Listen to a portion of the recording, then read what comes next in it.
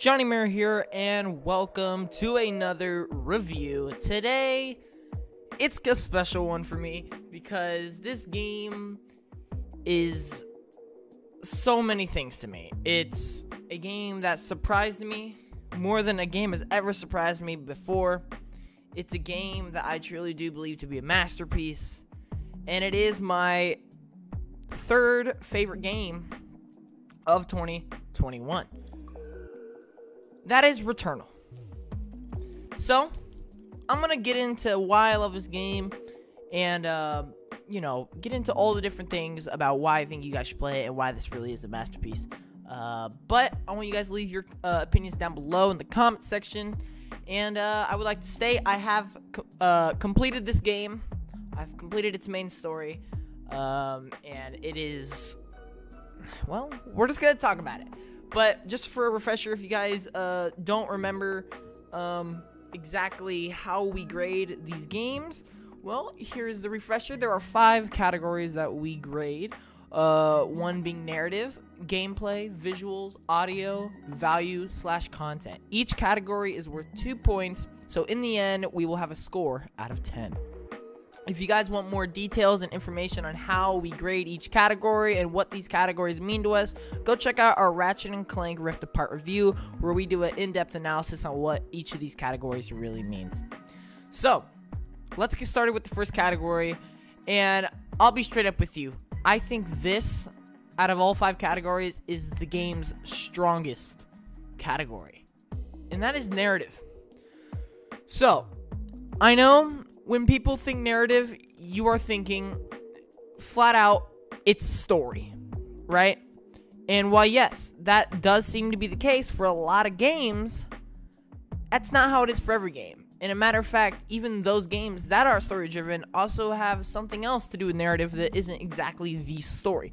The narrative is the way the game is brought to you for your experience. The way the game is told, the way the game is played, the way it tries to, make itself what it is. And this is why I think Returnal is a 2 out of 2 narrative. I think what they were trying to go for, the experience they were trying to deliver, the way they wanted to tell it, the way they wanted you to play it, is beyond anything that I could have imagined this game was going to be.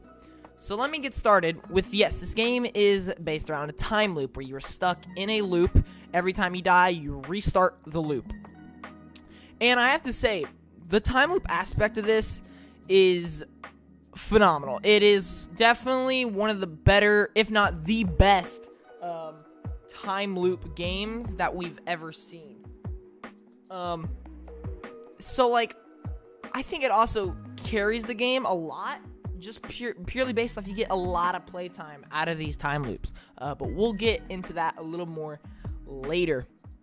But no, and then in terms of the story, I instantly fell in love with the world, learning about the scenario going on, the consequences of everything that's happened before. And my favorite thing about this is it's not a lot. It doesn't push it right in your face and be like, yo, this is a story, there is so much drama, there's a lot of cool cutscenes. No, that's not how this game was made, and that is definitely not how the game is played. This game tries to make you fill in the gaps, tries to make you learn the history, learn the backstory, learn all these different things going on in the world. So when you find your previous dead bodies, you learn about things. When you restart the loop, you see these visions and these pictures, and it gives you maybe a little more clues to what exactly is going on. This is definitely one of my favorite things about it. And then there are these house sequences throughout the game. If you find the house and you go into the house, there will be this first-person view way that they tell a story, and that is really, really good. I think the house sequences are brilliant for the game. It's like a little break kind of for you if you just want to get away from all the craziness and just experience some of the deep story stuff. go into the house. It is really, really awesome. There's a lot of different house sequences, but also the way the narrative is told throughout the map. I think the map tells a much bigger story than what you already think. So one of the perfect examples is, there's like two halves to the game, the first half and the second half, obviously. I think the first half, there are 3 biomes, and when you're in the first biome, you know, you're trying to get through. There are certain places you can't reach because you need a grappling hook, right? And then you get to the second biome. You do all that. There's places you can't reach. You need something else. Once you complete the second biome, you get the grappling hook. Well, then, when you die, you go back to the first biome. And it just so happens that those places that you couldn't originally reach with a grappling hook actually connects to the third biome and pieces everything together. And that's something I would like to point out. Is everything in this game does such a great job of piecing things together. Everything ends up making sense, but then there's always more questions to be asked. And that is what I think I really, really do love about this game's story, is it never gives you exactly what you want. It helps you, it makes you more interested, and it leaves you on a good note at the end while still having so many questions and still excited to go learn more about the world and learn more about what is going on. I will say the weakest part are the characters. I don't really get too emotionally attached to any of the characters. I do like Celine, but I don't think she's like amazing character or anything. The astronaut's a cool little mystery character. The daughter, you know, is good. Alios is another. I think Alios might actually be my favorite character just because he's so different. He's just kind of the voice and the guy throughout the entire game, I guess. But no, I really, really do love this game's narrative. I also think what they try to do with being a slow-paced story game. Obviously, it's a fast-paced action game, but that's in terms of gameplay. I'm talking narrative. It's a very slow narrative game, and that's what I really love. Also, the opening is one of the greatest openings I think I've ever seen. When you first boot up the game, you have this amazing cutscene. Yeah, she's crashing on the planet. You know, she's just doing all her stuff. And then you get there and you're like, what is this place? And you pick up the gun. You're like, oh yeah, it's about to get crazy. And then you realize, oh, yo, this game is fast. This game is fun. And then you start playing for like a good 30, 40 minutes. And then you're playing, you know, you're doing all this stuff. Then you find your own, like, a dead body. And then it has like an audio log. And she's like, that sounds like me. When did I do this? And it's so confusing. At that point, you're like, I'm so confused. And then you keep on going. You get so addicted to this gameplay. You get so attached to this world already.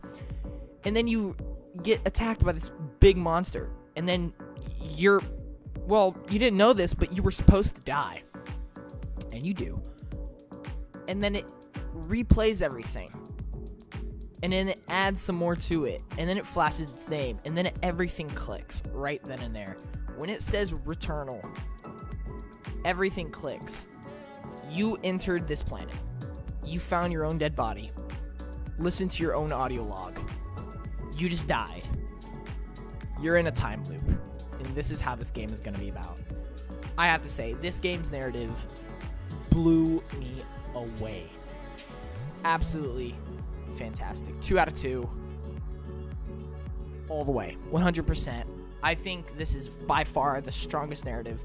Or not the strongest narrative. The strongest category for this game. And I know a lot of people's complaint will probably be there wasn't enough cutscenes, or it wasn't like super heavy on the story, or I didn't get too emotionally attached to the characters.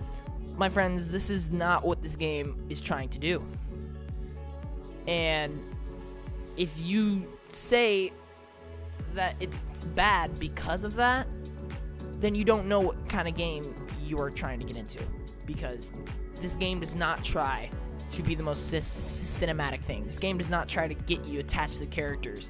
This game tries to get you attached to its scenario, to its world, to everything that's going on, and the way it's told. I think that is what is so awesome about the game. But moving on, we're going to go to the gameplay. This is what I think is the second best category. Purely based, I think the developers like really wanted to make this gameplay amazing, and it really was. But first, I want to talk about something. These boss fights are amazing. Statement right now: best boss fights I've ever played. Best boss fights I've ever played.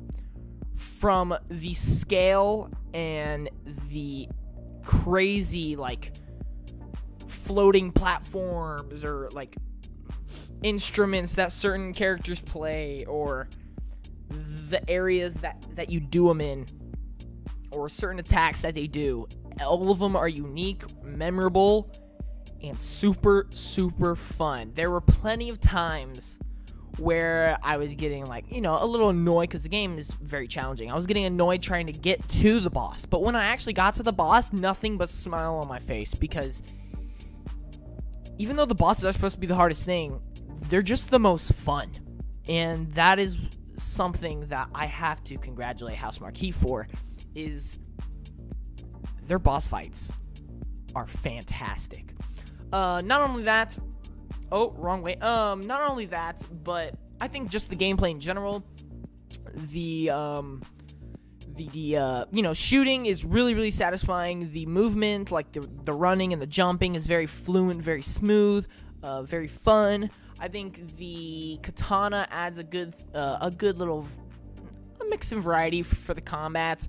The alt fires on the guns are a nice addition. I think all the different weapons themselves are fun and unique. I think the dashing is one of my favorite things. I think them adding the dash adds so much excitement and thrill and skill to the game, actually. Also, the enemies are really cool. I think this is one of the best enemy varieties we've gotten out of a game, especially on PlayStation for sure. The enemy variety, each of them look really cool. Each of them do their own different unique thing. Each of them can be more challenging than the other. Enemy variety is incredible in this game. I think the gameplay really shines when you first think of the game, but when you really think about it, I think the narrative just takes it all away. I think the narrative is what this game was built around. But truly, I think the gameplay is, for most people, going to be the best part of the game, just because it's so fun, it's so addicting. But from a quality standpoint and from a non-biased standpoint, I think the narrative was just completely built around this game. Moving on, 2 out of 2. Gameplay, 2 out of 2. I really love this game's gameplay. I think it's one of the most fun. It's like the first game ever where I was like, do I want to go for this platinum trophy? Because I honestly just wanted to play more Returnal. It's not even like I want to get a platinum trophy. I honestly just wanted to play more Returnal, and it was a good reason to go play more Returnal. And I'm currently in the process of doing that because I absolutely just love this game. Moving on, we're going to go to visuals. And visuals, man, what is there to say? First of all, the mood that the visuals set, the atmosphere and the environments that the visuals bring are awesome. They are awesome, my friends. I think all the biomes, but in particularly, the visuals work so well for the experience. It's not the most colorful thing you've ever seen. It's not the darkest thing you've ever seen. It's not the most realistic. It's not the most, I would say, creative. But it works in its own way. It's just the right amount. Like, if it was a little more colorful, I feel like the game wouldn't have the cool feeling that it has. If it's a little more creative, it won't seem like a horror game, I guess. If it was more darker, it wouldn't feel like a fast-paced action game. You know what I mean? I feel like they found just the right tone for this game. And then, of course, we have to talk about the effects in the game. Like, the bullets, the weapons, the attacks. And let me just go to a picture here. Holy crap. This is by far the coolest thing visually for me in the game, is all the enemies' attacks, and your attacks. It's art, ladies and gentlemen. It is art. The way they do circles and triangles and squares and all these different kind of shapes while doing the attacks is so unique to this game, and that is probably my favorite thing when looking at this game. Is I wonder what kind of cool things they're gonna do with the attacks next. But other than that, like I said, all the biomes really work. There are 6 biomes. There's the just normal dead forest. There is the Crimson Desert, which you see right here. There is the Citadel, which I don't know if I have that here. I don't think I do.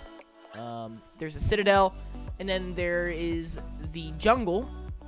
Then there's the ice biome and the water biome.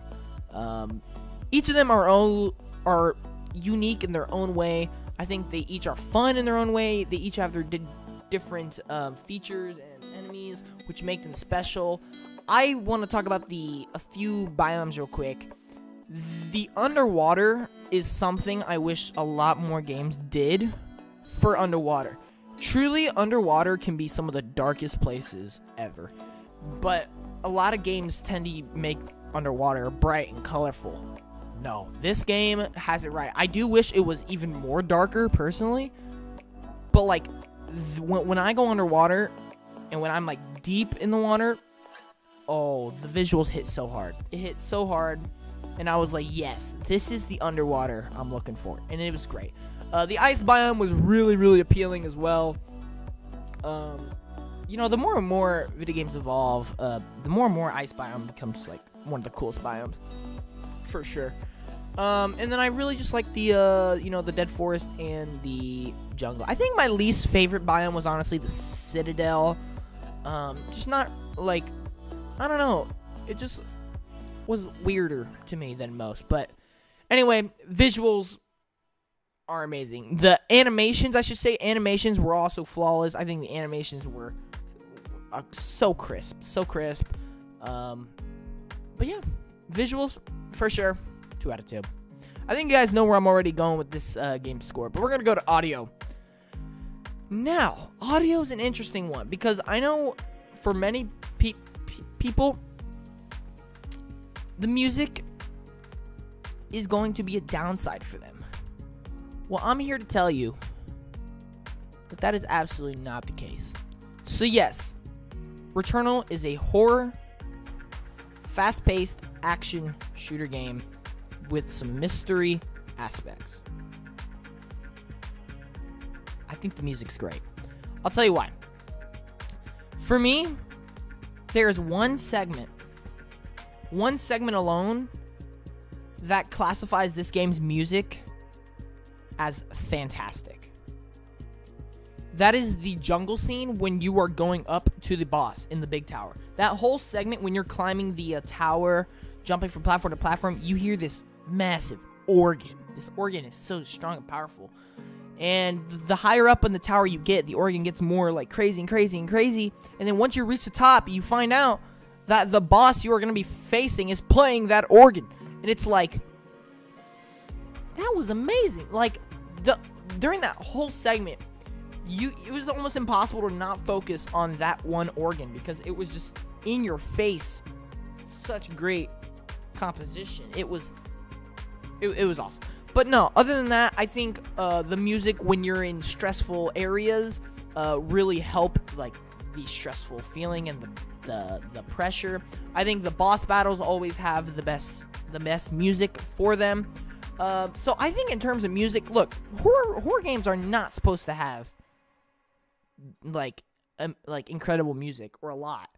And so I don't really take music as a big part of this category for this game, due to it being a horror game, and music isn't necessarily this type of game's forte.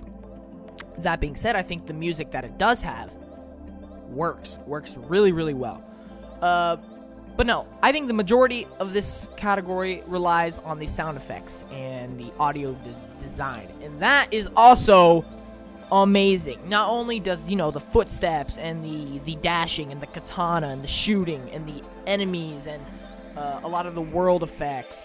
Not only do I think they all are very interesting, unique, crisp, but I think the way they use the audio for certain features is very creative and unique. Like, for instance, when your alt-fire cooldown resets, a big, loud, like, beep, kind of, like a ring happens through your controller and your TV, which, like, kind of alerts you, yo, you got this alt-fire. I think that is really cool. I think, I don't know, it's just, it's weird to explain how good audio is. But I think the main thing is there are so many moments where the audio kind of just makes you feel something, whether it's like fear, excitement, stress, or just confusion, maybe. It's the way they use audio, though, is just really, really good. Like, every time you reset the loop, when you go through that vision, the sound effects are so, like, just powerful. So powerful. I'm not talking, like, emotionally powerful, but, like, you're, like, you just, like, you can't stop, like, listening and looking at the screen because it's just in your face. But it's really, really good. I think the attacks from the enemies are also really, really well executed with the audio. But no, man, I think audio really, really does knock it out the park for sure. 2 out of 2 audio. I feel like you guys know where this game is going. Moving on to the final category, value/content. I don't even need to spend that long on this game. This game, on average, will probably take you around 22 hours, right? 22 hours. Let me just point out, there are 6 biomes. Each of them have their own diverse, unique, expansive, dynamic maps with so many different secrets, so many different pathways, so many different things that are specific to that map, right? There is nothing short of content. When you finish the game, there is still a third act to be done. When you finish the game, there is a third act to do. That tells you they went above and beyond with content for this game. Granted, I think the time loop aspect does chuck on a lot of hours in the game, but that's kind of what how the game just is, right? Like, if you're just flawless and you never die, that's not the game's fault. That's just how it is, right? But other than that, in terms of the value, we already talked about it.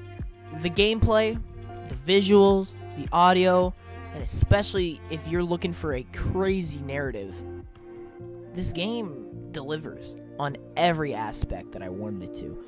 And I think for real, so this is the interesting thing. This game came out in April of 2021, and I did not play it until November of 2021. When this game came out, it had a $70 price tag, and it just didn't look that interesting to me. My friend messaged me the weekend it came out. It's like, yo, you know Returnal comes out this week, and I'm like, yeah, I know, but I'm not too interested in it. Plus, I don't think it's worth $70. Biggest mistake of my life. Biggest mistake of my life. Not only did this game surprise me, but this game has quickly become one of my favorite games of all time. And that being said, I think it is in my top 10 games of all time. That being said, I also think it's one of the best PS5 games to play on PS5. I think it is the best PS5 game. The only problem is it's not for everybody.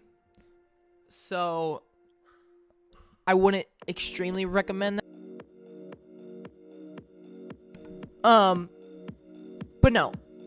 I think this game is completely worth the $70. I think it's very polished. There's not a lot of bugs. Honestly, I can't even recall a bug, to be honest with you. I think if you really just want an amazing game to play, you gotta play Returnal. There is no other answer to this game except 2 out of 2. 2 out of 2 value content. Which brings us to our conclusion. And let me just tell you guys, I have to say this one thing. This is so near and dear to my heart right here. This game, if I had to describe to you this game in one way, I would say this. This game never stopped impressing. Never stopped impressing. From the moment I started the game, I was talking about the opening earlier. Best opening I've ever played. And it didn't stop. The next hour, something else blew me away. The next hour, I found something else that impressed me. The next hour, I couldn't believe what I was seeing. And then I found how the first map connected to the third map, and I didn't even know it. Impressed me. And then you go for a whole second act, and it just keeps on impressing. Until the very end. It never stopped impressing.